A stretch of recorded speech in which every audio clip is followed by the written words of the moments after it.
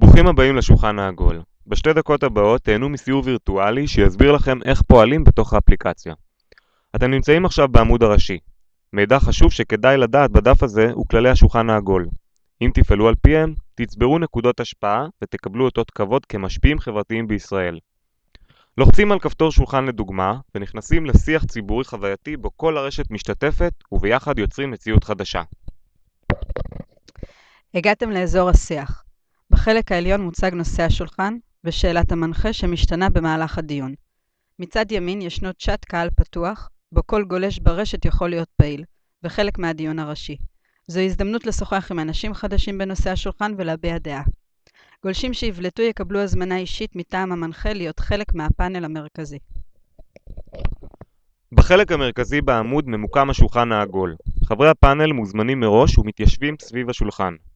מטרת השולחן היא ליצור שיח, בו אנחנו יודעים שלעיתים אנחנו לא מסכימים אחד עם השני ואפילו מתנגדים, אך יחד עם זאת נוהגים בכבוד ומקשיבים אחד לשני, ולכן מי שזכות הדיבור ניתנה לו על ידי המנחה, כותב באופן חופשי, והשאר יכולים לבקש לשאול או להגיב.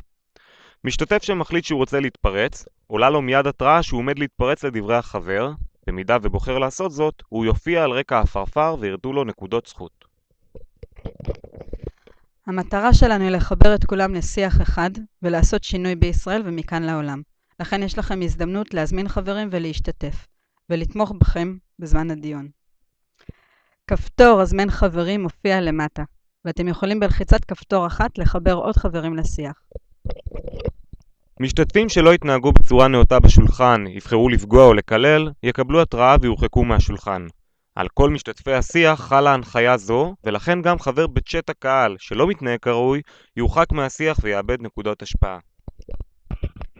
חבר או חברה שיקבלו לייקים, ידברו לעניין ויעזרו בבניית חברה ערכית, יקבלו נקודות השפעה ואותות כבוד, שיופיעו מיד בפרופיל האישי.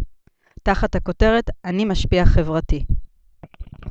אנחנו מקווים מאוד שיחד איתכם נשפר ונייעל את הממשק כדי שדעת העם תישמע, ובזכות השיח הציבורי נבנה תהליכים לעבר חברה מתוקנת וערכית. עכשיו, כל מה שנותר לכם לעשות הוא ללחוץ על כפתור שולחן לדוגמה ולהשתתף.